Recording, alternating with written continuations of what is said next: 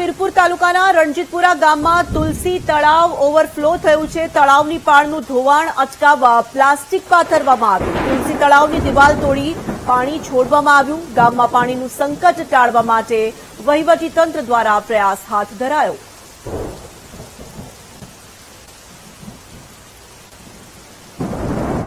મહીસાગર જિલ્લાના વીરપુર તાલુકાના સરહદી વિસ્તારમાં આવેલું રણજીતપુરા ગામના આ દ્રશ્યો છે।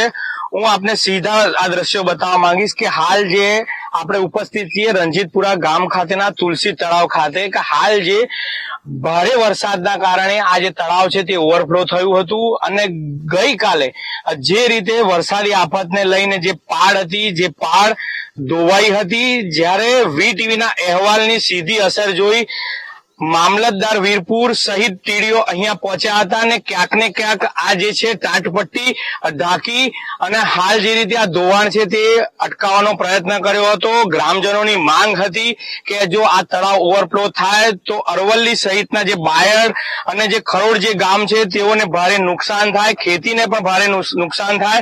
ત્યારે વહીવટી તંત્રએ હાલ પૂરતી જે કામગીરી કરવામાં આવી છે, વહીવટી તંત્ર દ્વારા જે બીજી જગ્યા છે ત્યાં પાર તોડવામાં આવી છે અને પાણીનો હાલ પૂરતો નિકાલ કરવામાં આવ્યો છે।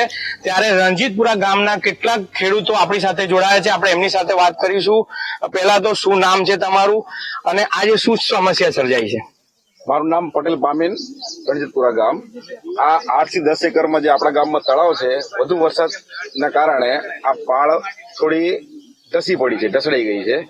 એના કારણે મોટી સમસ્યા સર્જાયું હતું, પણ ગઈકાલે તંત્રને જાણ થતા તંત્રના અધિકારીઓ બધા અહીં આવી ગયેલા હતા અને પાળ પર ટાલપત્રી ઢાંકી અને ઓગનમાં 1.5 થી 2 ફૂટ તોડાણ કરી અને પાણીનું લેવલ ઘટાડવામાં પ્રયત્ન કર્યા હતા, જેના કારણે આજે પાણી ઓછું ઉતરી ગયેલ છે નીચે।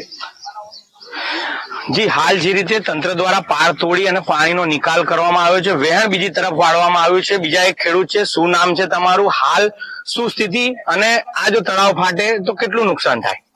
મારું નામ પટેલ ભાવિન। આ જે તંત્ર કાલે આવીને જે એની કહેવાય ને ટેમ્પરરી સોલ્યુશન એમને કર્યું છે, પણ આ જો કુદરત જો વરસાદ વધારે પડે ને તો આ તળાવ જો ડેમેજ થાય ને તૂટે તો આના કારણે રણજીતપુરાની 75% જમીનનું ધોવાણ થાય। એની સાથે આવતા 10 થી 15 કુવા, એમાં પણ ભારે નુકસાન થાય। અને આપણે આ સરહદી બોર્ડર ઉપર છીએ જિલ્લાની, એની પછી અરવલ્લી જ આવેલે છે, અરવલ્લીના 12 થી 15 ગામને આના ભારે નુકસાન થાય એવું છે। ખેડૂત જણાવી રહ્યા છે કે અરવલ્લીના 12 થી 15 ગામોને ભારે નુકસાન થાય। શું નામ છે તમારું અને શું માંગ છે? પટેલ વિવેક કુમાર મહેન્દ્રભાઈ છે, ગામ રણજીતપુરા। હવે આ જે તળાવ છે તે અમારા માટે ઓમ તો જીવાદોરી સમાન જ ગણાય, એના ઉપર જ અમારો પૂરો ખેતીનો આધાર રહેલો છે।